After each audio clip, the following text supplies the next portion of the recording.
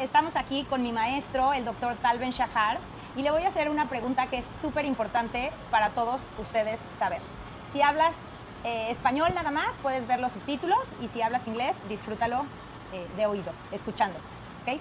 So, hi, we are here in Cartagena with my professor, Dr. Tal Ben-Shahar, and I'm going to ask him a question regarding the basis and the foundations of my project, Valentinamente Feliz. So, hello, Tal. How are you? I'm doing well, Valentina. Thank Hi. you for having me here on your show. No, thanks for your time.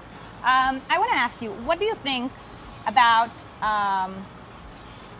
approaching happiness as a personal responsibility? Happiness meaning this complex and ambitious idea of building and working on your long-term well-being.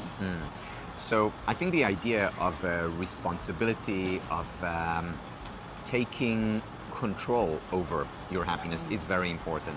In fact, that story that I want to share with you now is about my teacher, my professor, Nathaniel Branden.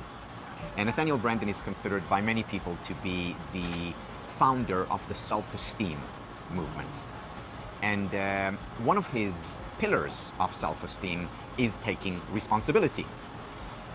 Because he says that if you are to lead a confident life, a successful life, a happy life, first step is to take responsibility for it, take control over it. And the way he explains it in his workshops is he says that you take responsibility for your life when you realize, truly accept the fact that no one is coming. No one is coming to save you. No knight in shining armor, no princess bride, no great psychologist or teacher. No one is coming to save you. No politician. It's up to you and you alone to make the most of your life, to take responsibility, because no one is coming. So this is what he teaches in his workshops. And in one of his workshops, he was talking about taking responsibility and no one is coming. And this was the end of a 3-day workshop. Okay. And a student puts his hand up. So Dr. Branden says yes. And the student says, well, Dr. Branden, I understand what you mean by the importance of taking responsibility. I understand your metaphor of no one is coming. But Dr. Branden, I disagree with you.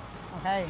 And the student said, and Dr. Branden says, how come you disagree? And the student says, well, Dr. Branden, I disagree that no one is coming because, Dr. Branden, you came. Obviously, the student was really taken by the teachings of Nathaniel Branden.